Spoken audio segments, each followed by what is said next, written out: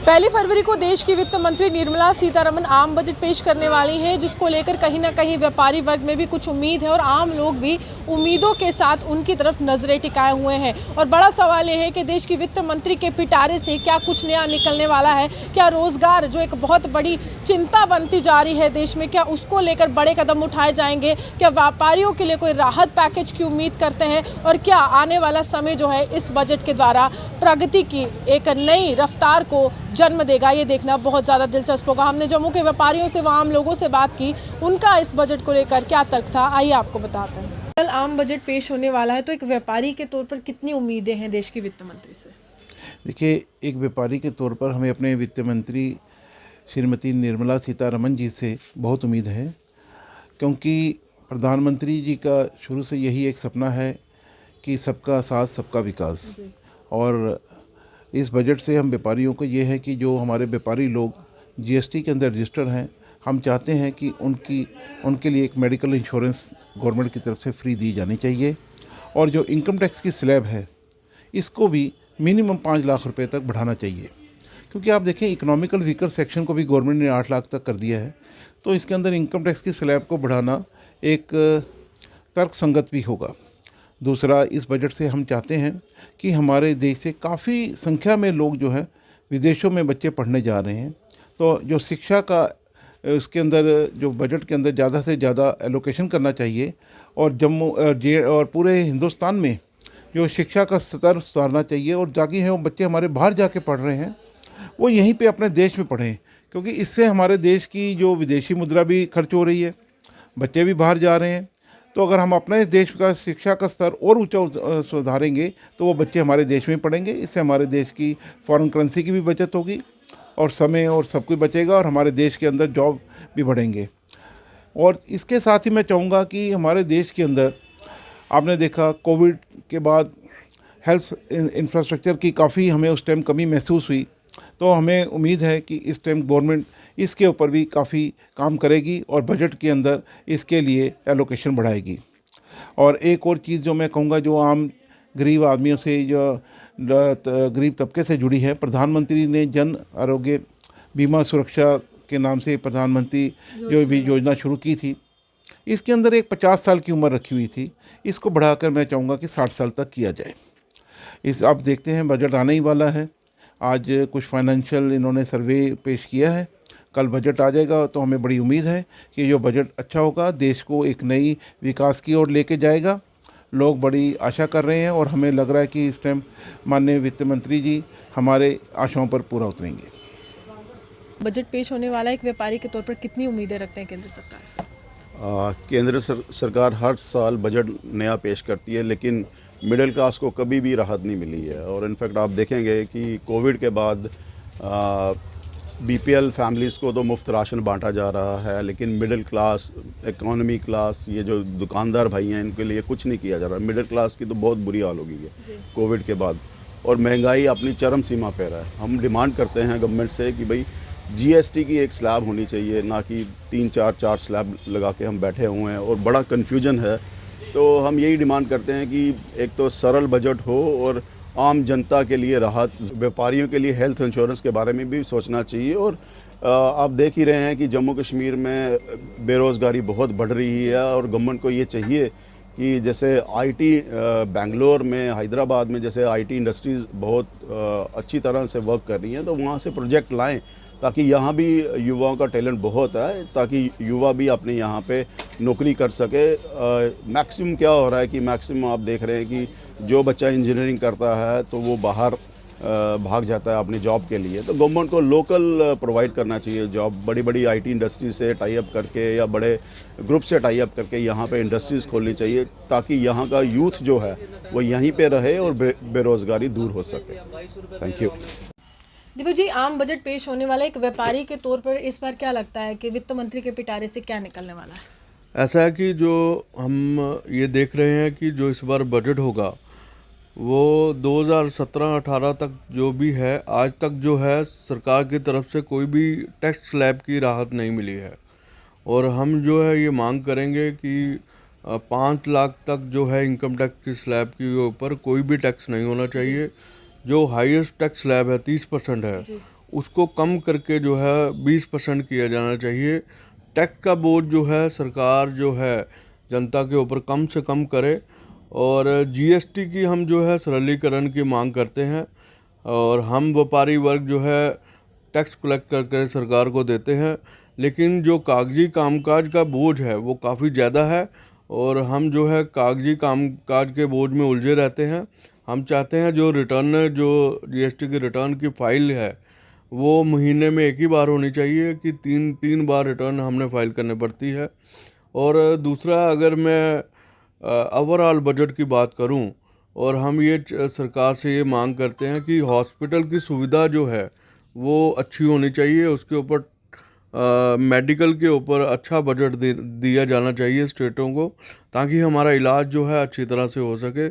अगर मैं एजुकेशन की बात करूं, और हमारे जो प्राइवेट सेक्टर के स्कूल हैं उनके ऊपर लगाम लगनी चाहिए, और जो हमारे सरकारी स्कूल है वो अच्छी तरह बन जाने चाहिए, ताकि जो है आम लोग जो है सरकारी स्कूलों में पढ़ सके। और अगर मैं स्पोर्ट्स की बात करूं, तो स्पोर्ट्स में भी जो है एक अच्छा पैकेज चाहिए, ताकि हमारे जो युवा हैं जो नशे की ओर बढ़ रहे हैं उनकी जो ध्यान है वो स्पोर्ट्स की तरफ हो। और इंडस्ट्री जो है हमारे जम्मू के अंदर, अगर इंडस्ट्री आए तो मैं समझता हूँ जम्मू के अंदर रोज़गार जो है अच्छा मिल सकता है।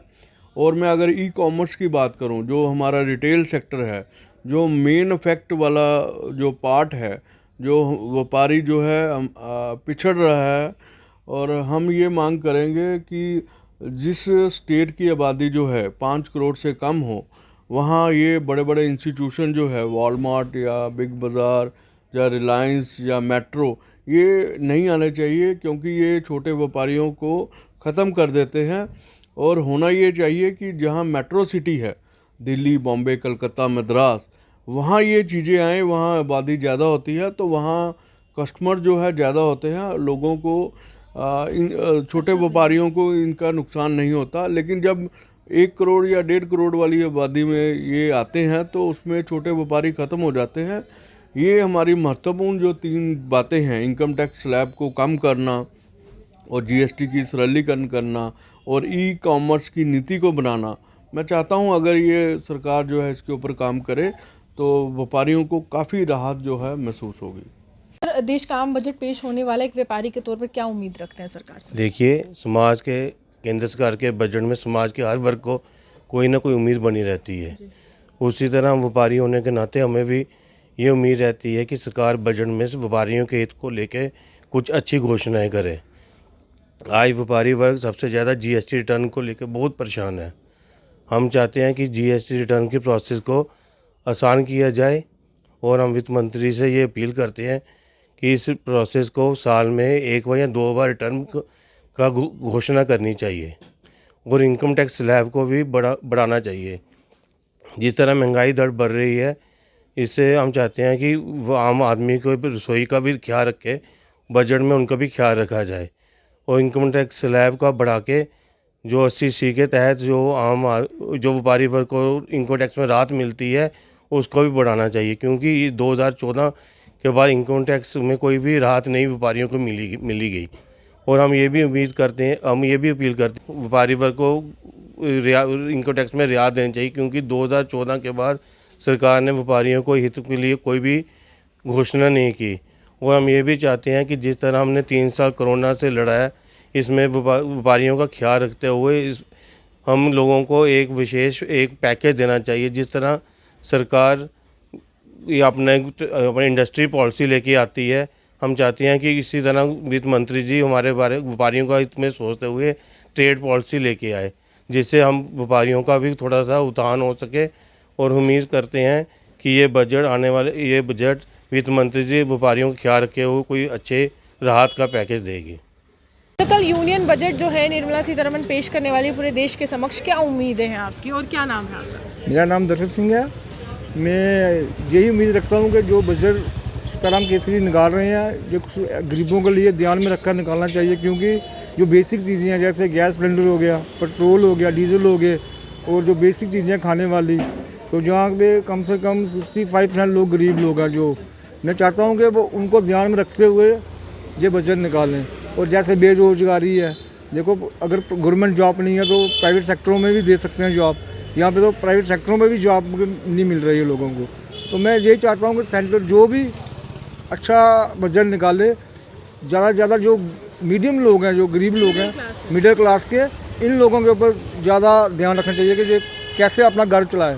क्योंकि गैस सिलेंडर आज कितना का हो गया, पहले 450 रुपये का था, अब जम्मू कश्मीर के अंदर 1190 रुपये का हो गया। तो जो बेसिक चीज़ें, तेल, चावल, आटा 40 रुपये किलो आटा हो गया, गरीब बंदा क्या खाएगा। तो ऊपर से ना कोई नौकरियाँ हैं, ना कोई प्राइवेट सेक्टरों में काम दे रहा है। जिसके पास जो पहले लोग करते थे प्राइवेट सेक्टरों में काम, उनको भी निकाल रहे हैं, क्योंकि बजट ही ऐसे आ रहे हैं कि प्राइवेट सेक्टर वाले वो सैलरियाँ निकालने के लिए बड़े परेशान हो गए हैं। मेरा भाई खुद करता था, वो उसको निकाल दिया। तो मैं यही चाहता हूँ कि जो भी बजट निकले, सेंटर इस चीज़ को ध्यान में रखे कि जो मीडियम लोग हैं, गरीब तबके के, उनके ध्यान में रखा जैसे। इसलिए हम यही चाहते, उम्मीद रखते हैं कि इस बार बजट शायद वो जो मिडिल क्लास के लोग हैं उनके ध्यान में रखकर करना चाहिए। तो मिडिल लोगों को कोई परेशानी नहीं आनी चाहिए, यही हम चाहते हैं सेंट्रल गवर्नमेंट से। क्या नाम है आपका? और कल एक आम बजट जो है वो पेश होने वाला है देश के वित्त मंत्री के द्वारा, तो क्या उम्मीदें हैं एक व्यापारी को? मेरा नाम परमजीत सिंह है और जैसे कि हर साल की तरह हर गवर्नमेंट के साथ उम्मीद होती है हर व्यापारी को, हमें भी उम्मीद है कि जो ये बजट पेश करेंगे आम आदमी को हित में रख के पेश करेंगे। और जिस तरह से ये महंगाई लगातार बढ़ रही है, हम चाहते हैं कि इस महंगाई पर कंट्रोल होना चाहिए। अब जैसे कि सिलेंडर है, सिलेंडर का दाम कितना बढ़ चुका है, 1200 के पास सिलेंडर का दाम पहुंच चुका है और आम आदमी के लिए ख़रीदना ये बहुत मुश्किल हो रहा है। सब्जियों के दाम बढ़ रहे हैं और ये अपने खाने वाला तेल, चावल, आटा इतना महंगा हो रहा है। और हम चाहते हैं कि इस गवर्नमेंट को इसके बारे में सोचना चाहिए, क्योंकि आम लोगों के पहुंच से ये चीज़ें बहुत दूर होती जा रही हैं। कोई राहत पैकेज की उम्मीद रखते हैं व्यापारी वर्ग के लिए, क्योंकि कोरोना काल में काफ़ी ज़्यादा नुकसान झेला है व्यापारी वर्ग? जी क्यों नहीं, उम्मीद तो हमें पहले भी थी और उम्मीद अब भी है, क्योंकि 2-3 साल से हम जो हैं दुकानदार जो हैं, व्यापारी जो हैं, वो बहुत सफ़र कर रहे हैं। और इस बार हम चाहते हैं कि कोई ना कोई अच्छा सा पैकेज गवर्नमेंट हमें दे ताकि हमें कोई राहत मिल सके। ज़्यादातर लोग यहाँ पर रोजगार को लेकर चिंतित दिखे। वहीं व्यापारी वर्ग से जब बात की तो उनका कहना था कि सरकार को इस समय राहत पैकेज की घोषणा ज़रूर करनी चाहिए, क्योंकि कोरोना काल से अभी जो मंदी के हालात उपजे हुए हैं, व्यापारियों के जीवन में एक तरह से अव्यवस्थित ढंग से पूरी व्यवस्था चल रही है, उसको लेकर काफ़ी ज़्यादा चिंता बनी हुई है। और वहाँ पर पूरी तरह से व्यवस्था चलाने का एक बड़ा जिम्मा जो है वो केंद्र सरकार को दिया जाता है। राहत पैकेज जो है ज़रूर होना चाहिए व्यापारी वर्ग के लिए, और GST के लिए एक स्लैब की भी मांग यहाँ पर की गई। आप यूँ हमारे से बने देखते हुए स्टूडियो जम्मू सुहान।